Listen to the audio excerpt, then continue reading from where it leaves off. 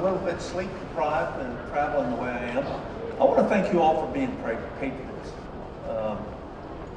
You know, the vast majority of Americans love our country. They want to get it fixed, and they're discouraged about where we are and what happens and what we continually see in Washington. America's at a divide, probably more of a divide than we've seen since the Civil War.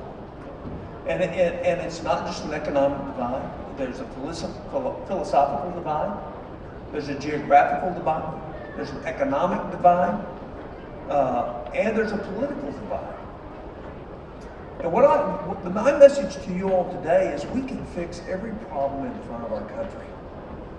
But you have to do it. Because Washington will never do it. And all you have to do is know history. And that, in fact, history says all republics die. So my goal over the last 2.5 years has been to figure out how do we achieve history. And you just heard a discussion about Article 5. And I had a prepared speech, and I'm not going to spend the time on that because I want to spend some time allowing you all to ask some questions about Article 5. But I just met with Senator Fulmer, and he's agreed to move the bill through his committee. And so we will actually see this come out of committee this session. And why is it important? Because what we have seen, the divide we find ourselves, is reflective of the number one things that our founders talked about that they knew would kill us, and that's called factionalization. Factions. And politicians feeding factions. And you know, there's a principle in life, it's based on faith, that says one ought to reconcile. And you don't see that in Washington today. We don't see the idea that we can come together, meet in the middle, and solve problems that are based on what's in the best interest of our country's future, not on what's in the best interest of our politicians. And we haven't seen that for quite some time. And it's time that we, as citizens of this country, grab hold of our liberty, grab hold of reform, and change and restore our Constitution to what it was intended to be. Remember, the U.S. Constitution and the U.S. government is a function of us as members of states. It doesn't exist without us. The Constitution was developed by us, for us. And if you read the enumerated powers, there's a very specific and limited role for the federal government. And so I want to talk with you about 4 things that I think are important for our republic. And then I want to talk to you about healthcare a little bit and education a little bit. Because one of my heroes is Thomas Jefferson. And as he was struggling to build the University of Virginia, somebody came to him and said, well, you're a former president. Why don't you get Washington to help you? And he said, you don't understand the Constitution. For the federal government to be involved in education would require an amendment to the U.S. Constitution. Except since 1976, we've spent $3 trillion of federal money directing and telling schools how to teach children, with every parameter but 6 worse than what it was when the Department of Education started. So there are consequences to ignoring the wisdom of our founders' direction. And so if you think about what are some of our problems with education today, other than just the local ones you know about, here's a problem. Less than 10% of millennials can name the 3 branches of the federal government. Less than 4% of the universities in the United States of America require a course in Western civilization. Well, if you don't know history, it would explain why 53% of millennials embrace socialism and communism over the free enterprise capitalistic system, because they don't know anything about history. They don't know that 170 million people lost their lives over the last 100 years through socialism and communism. But yet they embrace it. So we've lost control of education, and the way we did it is because the federal government got involved in it. So we have an obligation to restore our country. And I left the U.S. Senate early, 2 years early. And I left it knowing that we will not fix our problems under the system we have today. It requires us to fix it. It requires the states to fix it. When we passed the 17th Amendment and gave up the power to control the U.S. Senate by the states, we lost control of Washington. And since that time, what has happened is we've seen a degradation in the respect for the vision and words of our founders. And we've lost very early on, starting in 1931 with the Coburn case. The courts gave the federal government the right to tell the states to do almost anything. So, for example, while I was a U.S. Senator, I asked our highway department to run a highway. They were going to be building this highway. I said, whatever, if you're building another similar highway, I want you to use one only on state funds and one only with federal funds. Let's see what the difference in costs are when you start paying attention to what the U.S. Department of Transportation, building exactly the same highway now, folks. The difference is 50% more if you use federal highway dollars. So here's my question to those that don't want to fix our country. Is what's your solution? How will you fix our country? And here's why it's important. There's 85 million millennials. The average net worth of the average millennial is a minus $3,700. A third of them have a college degree that they can't get a job with because it's in either basket weaving or ancient Indian art. So they're not employable. And yet, here's the moral question. Is it fair to steal the future of our children?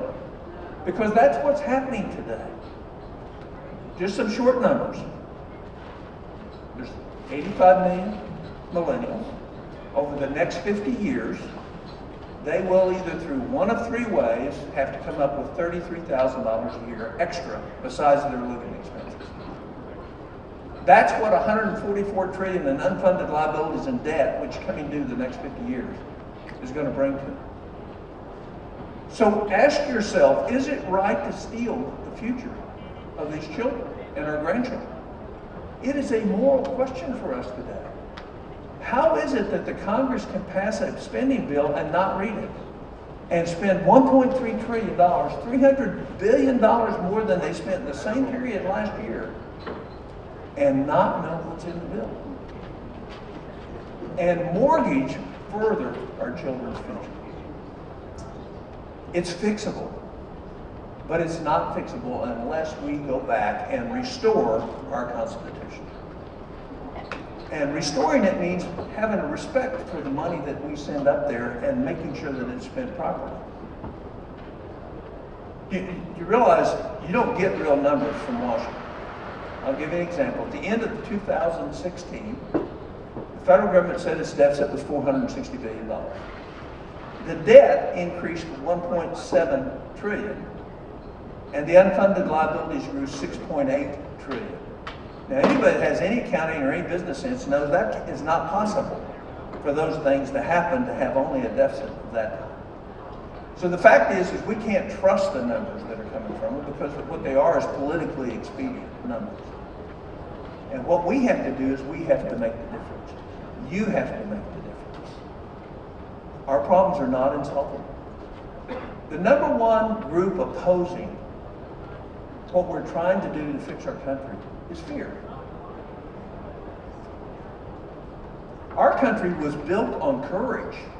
It was built on visionary leadership that said, how do we come together and solve the problems in front of us for all of us, with nobody getting a special advantage? So Convention of States that's what that's about. It's about us taking control as individual citizens, passing it through the state legislatures, and calling an amendments convention to do the three simple things. Cause them to be fiscally responsible. In other words, use general accepted accounting principles and force a balanced budget. You know, the problem, I spent 16 years around politicians in Washington. They don't want to make hard choices.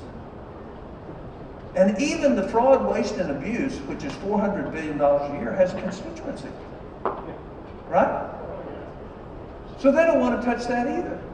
And that's when I ultimately decided to leave, because they all agreed it was there, but they didn't want to pass anything to get rid of it. So we can fix this. The second thing is limiting the scope and jurisdiction. All that means is re-embracing the enumerated powers as our founders intended, and reversing a couple of court decisions that allowed an unelected federal bureaucrat to tell you how you're going to build your highways, how you're going to manage your environment, how you're going to manage your forests, and how you're going to do everything else that you don't get to decide to do with your own money that you're raising in the Commonwealth of Pennsylvania. So I want to leave you with a story, and then I'll take any questions that you might have about what we're trying to do. The story's about a little girl named Katie. And Katie was a 4-year-old little feisty little girl, and her dad was babysitting her one night, brushed her teeth, gave her a drink of water, and put her in bed. And about 5 minutes later, Katie said, "Daddy, I want a drink of water." And he said, "Huh? You just had a drink of water. Now go and go to sleep."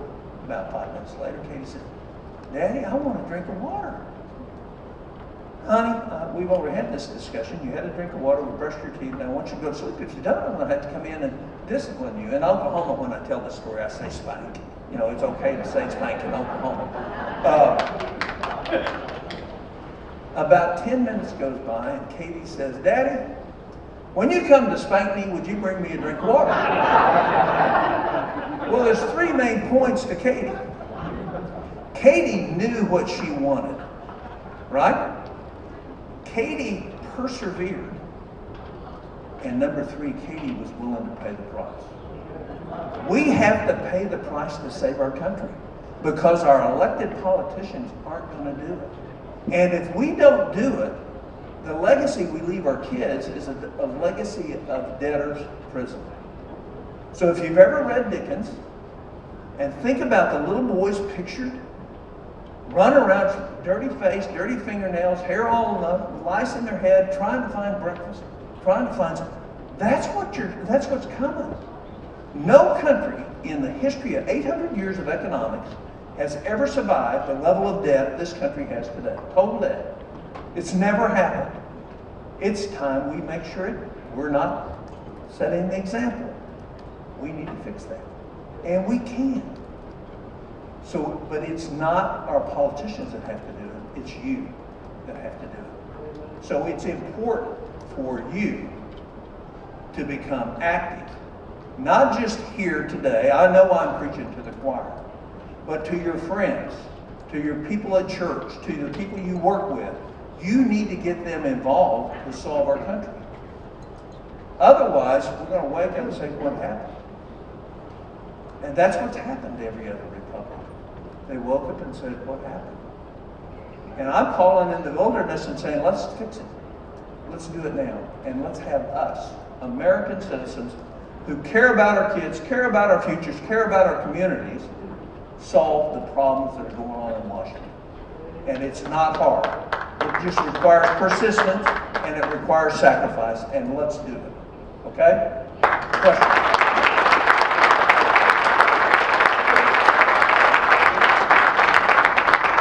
Have I read Mitch McConnell's book, The Long Game? Does it explain why he's such a squish?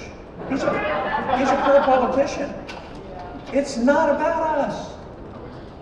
It's about the Republicans or the Senate. But it's not about us. How does one make a rational case for compromise in a city where compromise is already created? No, compromise. Look, they did it together. And it's because nobody's holding them accountable.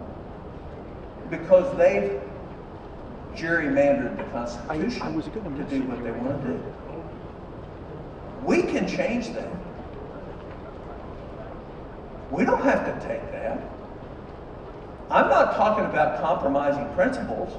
I'm talking about empowering us with the principles of our founders and using that to get a better result for our kids.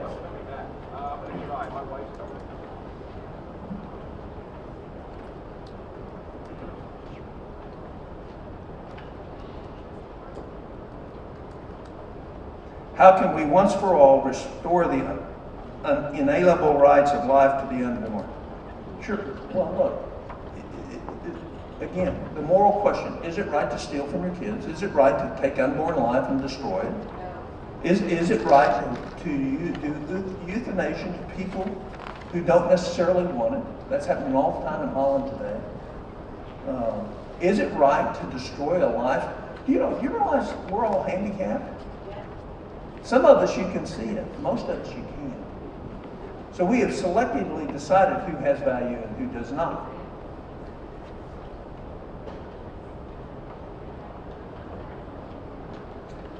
Look, this next question is about Common Core. You know what's happened to it? And I heard it spoke here today already. Education ought to be about you controlling education, not the federal government. There's no role. There's no role for the federal government in education whatsoever. And all you have to do is look at the $3 trillion we've spent since 1976 and look at the disaster. And we're not talking civil rights stuff here. We're talking about the incompetence of the bureaucracy in Washington, of whom most of them are never been teachers, never will be teachers, but they're telling our teachers what they'll do. And then loading them up with paperwork so that they have to perform. Education is a local and state issue, and the only way we improve it is do what we need to do for it and for healthcare. And that's create a marketplace of ideas with transparent pricing. And once you have transparent pricing, do you realize that $1 and $3 spent in healthcare doesn't help anybody? And the way to get rid of that is make sure everybody has their net prices out there so you can see it when you purchase it. Healthcare costs in America would drop $1.4 trillion next year if pricing was available to you. Average deductible is $7,900 per family right now. So if you could see the price, and we're seeing this happen all over the country right now because there's starting to be some pressure for the Adam Smith philosophy that people will actually make a great decision because it's in their interest. And so states that have the certificate of need are going to lose out to the states that don't. You don't meet in the middle with socialists, period.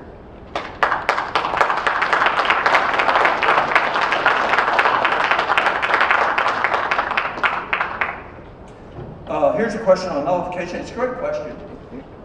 Where it's been calculated to actually restore our rights under the enumerated powers would take 35 years using nullification. Plus, each state would be bankrupted because the federal government has more lawyers than we do. So, although nullification is a great idea if we could do it, we can't physically do it, and we can't financially do it. Pennsylvania has a balanced budget requirement. It sure does. Oklahoma does too. Guess what? They cheat every year. That's why just a balanced budget won't fix our country. A balanced budget with generally accepted accounting principles plus a restoration of what the role of the federal government is. 4 things required for a republic to survive. Limited government. We don't have that. Respect for the rule of law. We're losing it. Number 3, economic freedom. We are now number 17th in the world after being number 1 for 200 years. Economic freedom is a measure of how easy it is to start and expand a business. And finally, number 4, virtue. Virtue comes from families and comes from education. When we can't control our education, we can't control the virtue of our children. And I've got 4 minutes and 37 seconds left.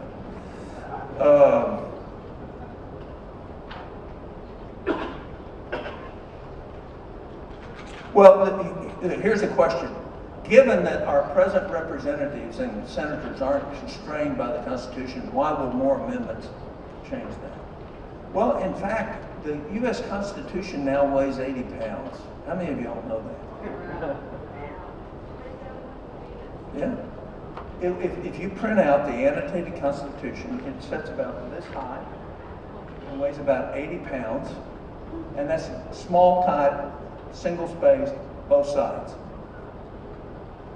What I would tell you is most of them follow the Constitution, but they don't follow the rules of the Senate, and they don't have a thimble full of common sense. And so therefore we get what we've got. We can change that. You can change that. My message to you is today is one of hope. The other is we have to. You know why? my grandchildren are worth it. I get on airplanes and I specifically try to sit next to people that are my age or older. And here's the question I ask. If you knew that your grandchild was going to have to come up with $30,000 more a year over the next 50 years, would you give up some of your Medicare and Social Security?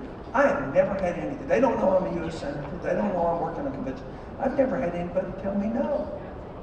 Americans are willing to sacrifice for a great cause. A great cause is our grandchildren. A great cause is liberty. A great cause is freedom. A great cause is working for the betterment of our society. And we do that best when we do that together as citizens. I don't care what the political class thinks. What I care is what we do together that actually brings us forward and benefits us all. So I'll end telling you, okay, all right? And first one is, what do we do to restore the Constitution? How do we do it? Well, the way you restore the Constitution is with an Article 5 Amendments Convention. And we have 3 planks, and the 3 planks that have been most abused is what we're addressing. And it's time to take out federal judges when they start creating all sorts of new things within the Constitution. And so what we do is we limit the term. Got a question from someone who said, how can we be sure that the leftists won't become stealth and hijack such a convention? Say that again. How can we be sure that leftists won't become stealth and use stealth methods to hijack such a convention? Well, they can't hijack the convention. Let me tell you why. Think about Pennsylvania. Who did Pennsylvania vote for in the presidential election? Oh, well, how'd that happen? People changed things. People were tired. People were ready. How do you hijack? First of all, there's a rule. Conventions are run by rules, just like your legislature is. And they use Mason's rules, Robert's rules. If somebody offers an amendment that's outside the application that we've made, only 3 areas that you can offer an amendment. If it's outside of it, all one person has to stand up and say, I make a point of order that's outside the application. It's gone. It's not debatable, it's not votable, it's gone. Parliamentarian rules that it's outside, it's gone. So who's going to elect the parliamentarian? Well, I would tell you right now there's 34 supposedly red states in this country. If there's still 34 red states, you're going to get a parliamentarian that cares about what the future is and what the real Constitution should be and what it was. So it's not going to get hijacked. They're going to get voted down at every turn, and they're going to scream and holler and say everything's going to fall apart. Let me tell you something. Everything's falling apart right now. We're talking about building it back. We're about putting our country back together. And you're going to be the people that do it. God bless you all.